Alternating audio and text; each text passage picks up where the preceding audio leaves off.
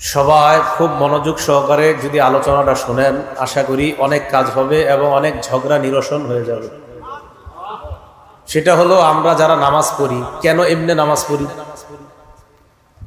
আমরা যারা নামাজ পড়ি, আমাদের নামাজ, এই নামাজ আপনি গত 20 বছর এইভাবে পড়ছেন, হঠাৎ নতুন একজন এসে আপনাকে বললো না এইভাবে না, এইভাবে পড়ো। এখন আপনি যদি গত 20 বছর সঠিক পড়ে থাকেন, তাহলে নতুন দাওয়াত কেন নিবেন? নতুন যে দাওয়াতটা মনে করেন এটাও সঠিক, নতুন দাওয়াতটা যে ভুল তা বলছি না, নতুনটাও সঠিক। কিন্তু আপনি পুরাতন যে আমলটা করতেন, এটা যদি সুন্নাহ সম্মত হয়ে থাকে, তাহলে এটা কেন ছাড়বেন? কথা বুঝে আসছে? আশা করি ওলামা, তোলাবা, সোলাহা, আওয়াম, সর্বসাধারণ সকলের জন্য এবং আমার নিজের জন্য খুব কাজ হবে। কথাগুলা মন দিয়ে শুনবো আমরা। সূরা মাইদার 6 নম্বর আয়াতে আল্লাহ বলেন, ইয়া আইয়ুহাল্লাযীনা আমানু ইযা কুমতুম ইলাস সালাহ, হে ঈমানদারগণ, যখন তোমরা নামাজের ইচ্ছা করো, ফাগসিলু ওয়ুজুহাকুম ওয়া আইদিয়াকুম ইলাল মারাফিক, চেহারা ধৌত করো, 2 হাত কনুই পর্যন্ত ধৌত করো, ওয়ামসাহু বিরুউসিকুম, মাথা মাসাহ করো, ওয়া আরজুলাকুম ইলাল কাবাইন, পা টাকনু সহ ধৌত করো, ওয়া ইন কুনতুম জুনুবান ফাত্তাহহারু, আর যদি গোসল ফরজ হয় তাহলে গোসল, এই ফরজ গোসলটা করে ভালোভাবে পবিত্রতা অর্জন করো। তাহলে নামাজ পড়ার ইচ্ছা যখন করব আমরা, নামাজের আগে পবিত্রতা অর্জন করা, এটা হলো জরুরি বিষয়। নামাজের আগে, 5 ওয়াক্ত নামাজের আগে আমাদের ওযু করতে হয়, আবার ফরজ গোসল হলে গোসল করতে হয়। তো এটা সবসময় প্রয়োজন হয় না, কি ওযুটা সবসময় প্রয়োজন হয়। তিরমিজি শরীফের 1 নম্বর হাদিসের বর্ণনা, ক্বালা রাসূলুল্লাহ সাল্লাল্লাহু আলাইহি ওয়াসাল্লাম, লা তুকবালু সালাতুন বিগাইরি তুহুর, রাসূল আকরাম সাল্লাল্লাহু আলাইহি ওয়াসাল্লাম ইরশাদ করেন, পবিত্রতা অর্জন ছাড়া নামাজ কবুল করা হয় না। তিরমিজি শরীফের 2 নম্বর হাদিস, ক্বালা রাসূলুল্লাহ সাল্লাল্লাহু আলাইহি ওয়াসাল্লাম, ইযা তাওয়াদ্দাআল আবদুল মুসলিমু আওয়াল মুমিনু, রাসূল আকরাম সাল্লাল্লাহু আলাইহি সাল্লাম বলেন, কোন মুসলমান অথবা ইমানদার যখন ওযু করে, ফাগসালা ওয়াজহা, যখন ওযু করার সময় চেহারা ধৌত করে, খরাজা মিন ওয়াজহিহি কুল্লু খাতিআতিন নাযারা ইলাইহা বিআইনাইহি, এই 2 চোখ দিয়া যত গুনাহ করে, চেহারার এই পানিগুলা যখন পড়ে, মাআল মাই আও মা আখিরি কতরিল মা, এই শেষ ফোঁটা পানির সাথে এই নজরের গুনাহগুলা ঝরে পড়ে যায়। এই জন্য চেহারা যখন আমরা ধৌত করব ওযুতে, গুরুত্ব সহকারে এই আমলটা করা। ওয়া ইযা গাসালা ইয়াদাইহি, বান্দা যখন 2 হাত ধৌত করে, আল্লাহ নবী বলেন, সুম্মা গাসালা ইয়াদাইহি, হাত যখন 2টা ধৌত করে, খরাজা কুল্লু খাতিআ মিন ইয়াদাইহি বাতাশাতহা ইয়াদা, হাত যখন ধৌত করে, এই 2 হাত দিয়ে যত অপরাধ করছে, হাতের পানিগুলা পড়ার সাথে সাথে তার এই গুনাহগুলা ঝরে পড়ে যায়। তিরমিজি শরীফের 3 নম্বর হাদিস, ক্বালা রাসূলুল্লাহ সাল্লাল্লাহু আলাইহি ওয়াসাল্লাম, মিফতাহুস সালাতি আত-তুহুর, আল্লাহ নবী বলেন, নামাজের চাবি হলো পবিত্রতা অর্জন করা। নামাজের চাবি হলো পবিত্রতা অর্জন করা। মনে রাখবেন, পবিত্রতা অর্জন করা একটা আমল, ওযু করা একটা আমল। আজকে থেকে একটা হাদিস সবসময় মনে রাখবেন, আমরা জীবনে যত আমল করি, এই আমলটা যেন সুন্দর করে করি, এটা আল্লাহ পছন্দ করেন। দলিল একটা কিতাব আছে নাম মুসনাদে আবি ইয়ালা, এই কিতাবের 4386 নম্বর হাদিসের বর্ণনা, عن عائشة الصديقة رضي الله تعالى عنها قالت قال رسول الله صلى الله عليه وسلم, আম্মা জান আয়েশা সিদ্দিকার বর্ণনা, আল্লাহ নবী বলেন, ইন্নাল্লাহা ইউহিব্বু ইযা আমিলা আহাদুকুম আমালান আইয়ুতকিনা, তোমাদের কেউ যখন কোনো আমল করো, ওই আমলটা যেন ইত্তানের সাথে সুন্দরভাবে করো, এই বিষয়টা আল্লাহ পছন্দ করেন। আমল সুন্দরভাবে করা, এটা আল্লাহ পছন্দ করেন। আমি আপনি জীবনে চলার পথে যত ভালো আমল করি এটা সুন্দরভাবে করা আল্লাহ পছন্দ করেন। বলেন অজু একটা আমল কিনা? এজন্য অজু যেন সুন্দরভাবে করেন, এটা নবীজির নির্দেশ। দলিল সহিহ বুখারী 6290 নাম্বার হাদিসের বর্ণনা। ক্বালা রাসূলুল্লাহি সাল্লাল্লাহু আলাইহি ওয়াসাল্লাম, আল্লাহ নবী বলেন, ইযা কুমতা ইলাস সালাহ, যখন তুমি নামাজের ইচ্ছা পোষণ করবা, ফাসবিগিল ওযুআ, তখন পরিপূর্ণ রূপে সুন্দরভাবে ওযু করবা। নামাজের ইচ্ছা পোষণ করবা, সুন্দরভাবে পরিপূর্ণ ওযু করবা। তাহলে হাদিসে নবী পরিপূর্ণ বললেন। এখন আপনাদের প্রশ্ন, হুজুর পরিপূর্ণ ওযু কাকে বলে এটা জানতে চাই। এটা আবার মুসলিম শরীফের 246 নাম্বার হাদিস থেকে জানবো আমরা। সহিহ মুসলিম হাদিস নাম্বার 246, মাদ্রাসার পাঠ্যপুস্তক অনুযায়ী মোট হাদিস সংখ্যা হবে 3033টা। এই হাদিসের মধ্যে আসছে, ক্বালা রাসূলুল্লাহ সাল্লাল্লাহু আলাইহি ওয়াসাল্লাম, আল্লাহ রাসূল সাল্লাল্লাহু আলাইহি সাল্লাম এই হাদিসের মধ্যে আমার আপনার জন্য আজীব একটা শব্দ বলছে। আগে পুরো হাদিসটা শুনি। এক তাবী, তার নাম নুআইম ইবনে আব্দুল্লাহ। এই নুআইম ইবনে আব্দুল্লাহ উনি বর্ণনা করেন, উনি বলেন, রাআইতু আবু হুরায়রা রাদিয়াল্লাহু তাআলা আনহু ইয়াতাওয়াদ্দা, আমি আল্লাহর নবীর সাহাবা আবু হুরায়রাকে ওযু করতে দেখলাম। আবু হুরায়রাকে আমি দেখলাম, ফাগাসালা ওয়াজহা, উনি যখন ওযু করে, ফাসবাগাল মা, চেহারা উনি ভালোভাবে ধৌত করে, উত্তম ভাবে ধৌত করে। এরপর বলেন, সুম্মা গাসালা ইয়াদাহুল ইয়ুমনা ফাআশরাআ ফিল আদুদ, ডান হাত বাহু পর্যন্ত, বাহু সহ সুন্দরভাবে ধৌত করে।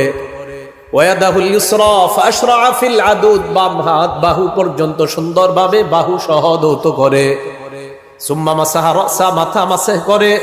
সুম্মা গাসালা রিজলাহুল ইয়ুমনা ফাআশরাআ ফিস সাক, পায়ের নালা সহ ভালোভাবে ধৌত করে।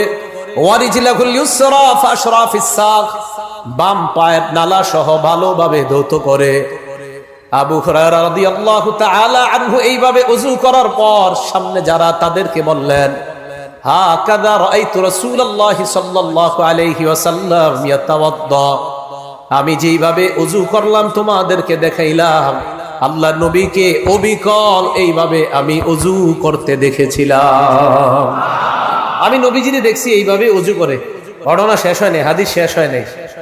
আবু হুরায়রা বলেন, সুম্মা ক্বালা রাসূলুল্লাহি সাল্লাল্লাহু আলাইহি ওয়াসাল্লাম, এরপর আল্লাহ নবী বলেন, আনতুমুল গুররুল মুহাজ্জালুনা ইয়াউমাল কিয়ামা মিন ইসবাগিল ওযু, পরিপূর্ণভাবে ওযু করার কারণে, পরিপূর্ণভাবে হাত, চেহারা, পা গুলা ধৌত করার কারণে কিয়ামতের ময়দানে তোমাদের হাত, পা আর চেহারা, এই অঙ্গগুলা, ওযুর অঙ্গগুলা কিয়ামতের ময়দানে কোটি কোটি মানুষের মাঝে চকচক করতে থাকবে, এভাবে জ্বলতে থাকবে।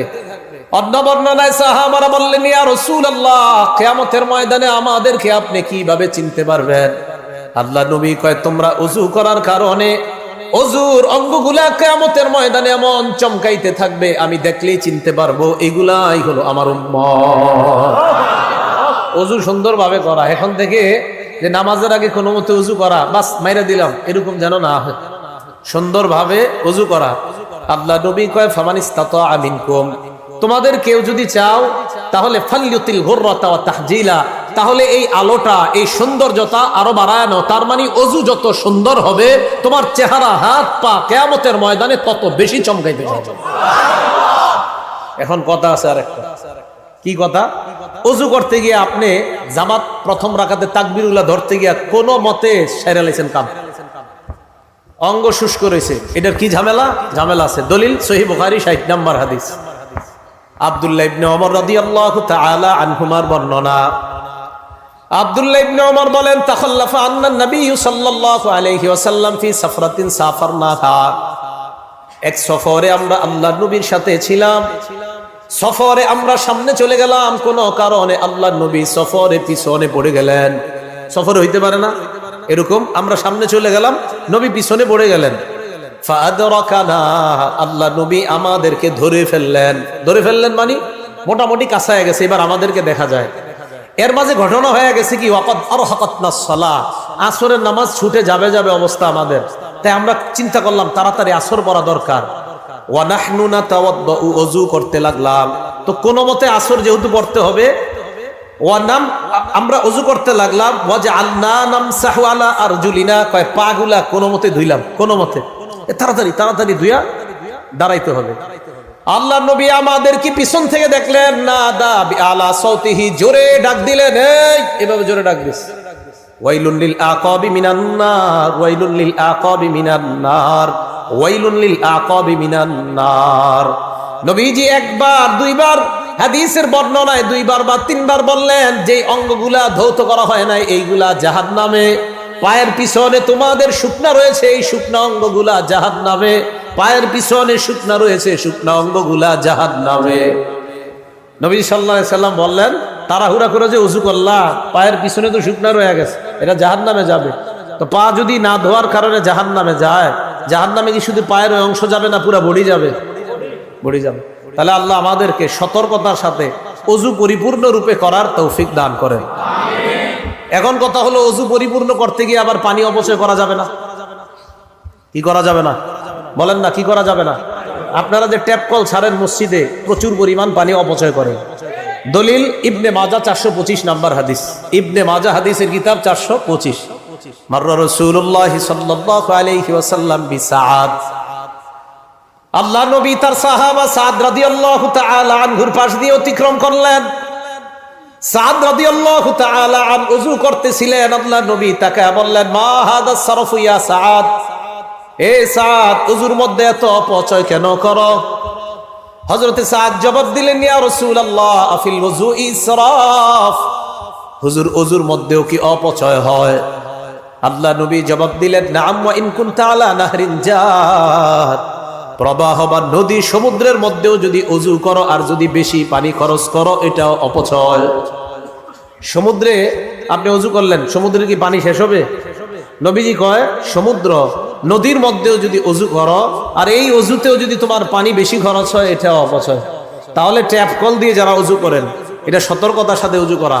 এজন্য আপনারা মা বোনরা যারা বাসা বাড়িতে ওযু করি, আমি আপনি আমরা সবাই ট্যাপ কলে ওযু না করে ওখান থেকে পানিটা নিয়ে আলাদা কোনো পাত্রে দিয়ে ওযু করলে তাহলে পরিমিত পানি খরচ হবে, এই পানির অপচয় নামক গুনাহ থেকে বাঁচা যাবে। আল্লাহ আমাদেরকে বুঝার তৌফিক দান করেন। এখন আপনি ওযু করলেন, ওযু করার পর কি দোয়া পড়বেন? আপনি চাইলেই ওযু করার সাথে সাথে জান্নাতের 8টা দরজা খুলতে পারবেন। কয়টা দরজা? 8টা দরজা। মুসলিম শরীফ 234 নাম্বার হাদিস।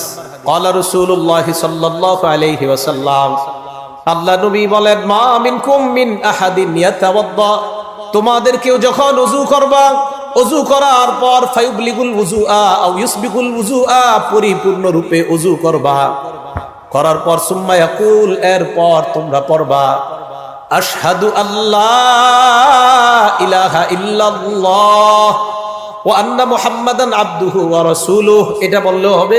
আর আপনারা যেটা পারেন, ওয়া আশহাদু আন্না মুহাম্মাদান আবদুহু ওয়া রাসূলুহু, এটা বললেও হবে। এরপর পড়বেন, আল্লাহুম্মা জাআলনি মিনাত তাওয়াবিন ওয়া জাআলনি মিনাল মুতাতাহহিরিন।